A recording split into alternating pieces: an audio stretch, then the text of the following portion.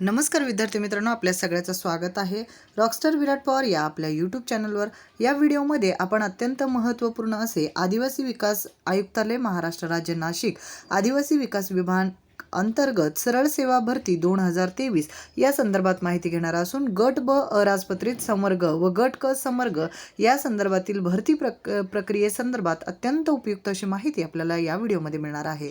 आदिवासी विकास विभागांतर्गत आयुक्त आदिवासी विकास विभाग महाराष्ट्र राज्य नाशिक यांच्या अधिपत्याखाली तसेच नियुक्ती प्राधिकारी अपर आयुक्त अमरावती ठाणे नाशिक नागपूर यांच्या आस्थापनेवरील गट ब अराजपत्रित व गट क संवर्गातील सरळ सेवा कोट्यातील विविध संवर्गात 602 पदांच्या सरळ सेवा भरतीकरिता उमेदवारांकडून विभागाच्या ऑफिशियल वेबसाईटवर ऑनलाईन पद्धतीने अर्ज 23/11/2023 ते 13/12/2023 या कालावधीत सादर करण्यात येत असून सदर परीक्षेकरिता महाराष्ट्रातील निश्चित केलेल्या परीक्षा केंद्रावर ऑनलाईन स्वरूपाची ही एक्झाम होणार आहे। पहा, कॉम्प्युटर बेस्ड टेस्ट ज्याला आपण CBT टेस्ट असे म्हणतो, याद्वारे ही परीक्षा घेतली जाणार आहे। यामध्ये विविध पदांची पदभरती आहे। इथे पाहू शकता तुम्ही उच्च श्रेणी लघु लेखक यापासून ते निम्न श्रेणी वरिष्ठ संशोधन सहाय्यक, लघु टंकलेखक, वरिष्ठ लिपिक, गृहपाल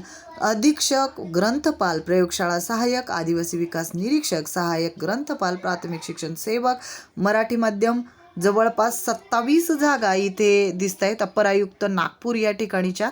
त्यानंतर माध्यमिक शिक्षण सेवक मराठी माध्यम येथे 15 जागा दिसत आहेत। त्यानंतर उच्च माध्यमिक शिक्षण सेवक 14 जागा, अशा पद्धतीने प्राथमिक शिक्षण सेवक इंग्रजी माध्यम 48 जागा, अशा एकंदरीत आपल्याला जागांचा अहवाल इथे मिळत आहे। एकूण पदसंख्या सुद्धा तुम्हाला इथे दिसून येत आहे।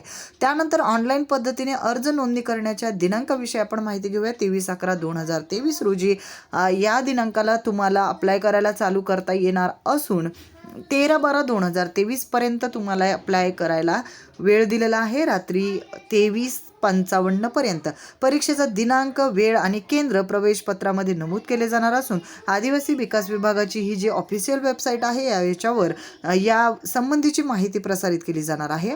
आपण आपल्या चॅनलवर पण ही माहिती तुम्हाला देण्याचा नक्की प्रयत्न करूयात।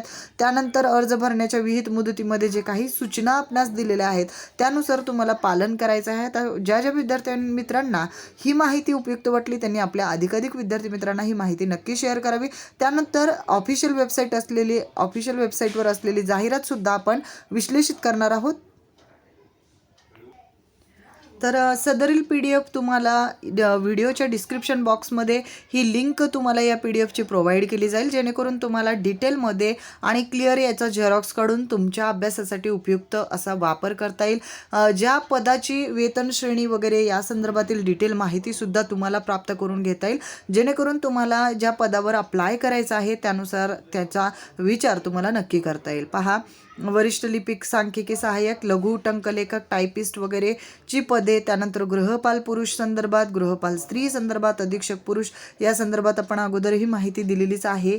तर ही सर्व माहिती तुम्ही पाहायची आहे। त्यानंतर पुढची वेतन श्रेणी, त्यानंतर पदे, मग कुठल्या विभागातील पदे आहेत, त्याचा रिक्त पदांचा तपशील सुद्धा दिलेला आहे। तुम्ही ज्या पदावर अप्लाय करणार आहात तुमच्या कास्ट आणि कॅटेगरीसाठी जागा आहे का याची तुम्ही खात्री करून घ्या, कारण इथे तुम्हाला ती व्यवस्थितरित्या कळेल अशा स्वरूपात आपल्याला ही माहिती घ्यायची असते।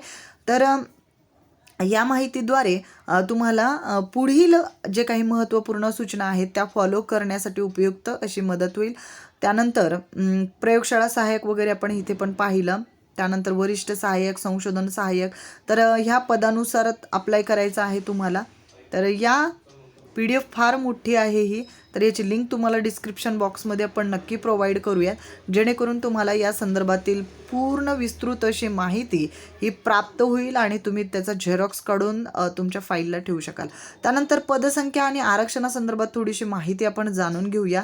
तर पदसंख्या वगैरे याच्यामध्ये थोडाफार बदल करू शकतात अशा स्वरूपात यामध्ये माहिती असते। त्यानंतर तुम्हाला कुठल्या कॅटेगरीसाठी अप्लाय करायचं त्या संदर्भातील तुमचं योग्य प्रमाणपत्र तुमच्याकडे आहे का, त्यानंतर कास्ट सर्टिफिकेट तुमच्याकडे आहे का, कास्ट व्हॅलिडिटी ही तुम्हाला जॉबला लागल्यानंतर सुद्धा काढता येते, परंतु त्या संदर्भातील सर्टिफिकेट तुमच्याकडे असणे गरजेचे असते। त्यानंतर EWS प्रमाणपत्र तुमच्याकडे उपलब्ध आहे का, जर तुम्हाला अप्लाय करायचं असेल त्यानुसार तर. आणि कास्टमधून ज्यांना अप्लाय करायचं आहे आणि ज्यांना म्हणजे कास्ट संदर्भातील फायदा घ्यायचा आहे त्यांनी नॉन क्रिमिलियर प्रमाणपत्र पण त्यांच्याकडे असणं गरजेचं आहे.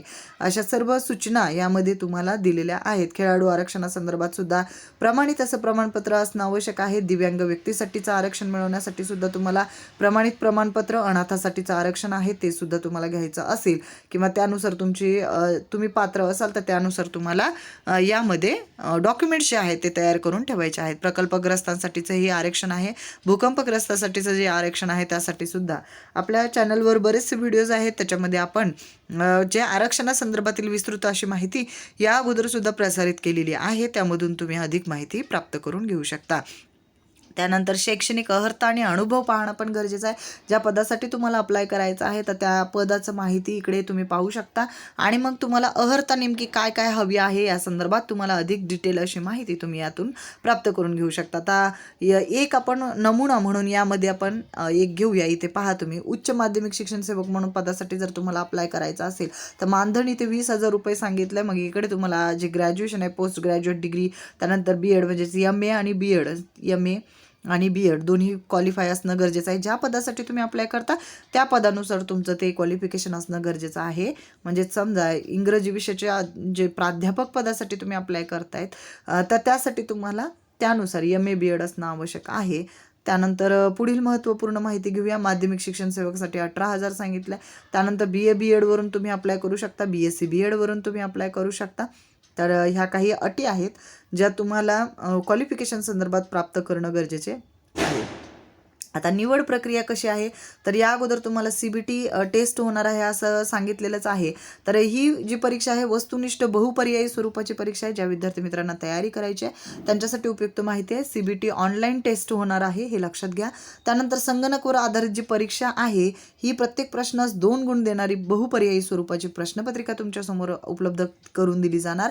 त्यानंतर या पदासाठी शारीरिक आणि व्यावसायिक चाचणी आवश्यक नाही.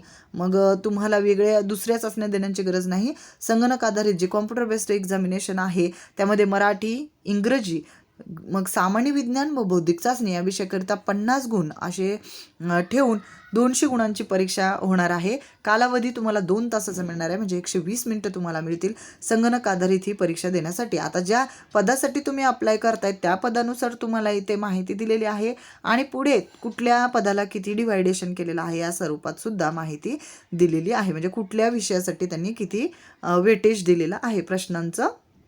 ठीक आहे, गुणांचं वेटेज दिलं आहे. म्हणजे प्रश्न 1, प्रश्न 2 गुणांचा आहे. तर तुम्ही इथून लक्षात घेऊ शकता आणि यानुसार तुम्हाला प्रिपरेशन करायची आहे. आता या स्वरूपात तुम्हाला अधिक माहिती हवी असेल तर तुम्ही कमेंट बॉक्समध्ये कमेंट करा, जेणेकरून आपण त्या प्रश्नांचे तुमचे जे काही प्रश्न असतील त्या स्वरूपातच माहिती घेण्याचा नक्की प्रयत्न करूया. डिक्लेरेशन फॉर्म एक भरावा लागत असतो आपल्याला, तो पण व्यवस्थितरित्या भरा. इथे दिलेलं तुमची माहिती आहे ती व्यवस्थितरित्या भरून तुम्ही त्या स्वरूपाची कार्यवाही पूर्ण करा. तर भेटूया पुढील व्हिडिओमध्ये आपणास असलेल्या अडचणी यांचं सोल्युशन घेऊन. धन्यवाद.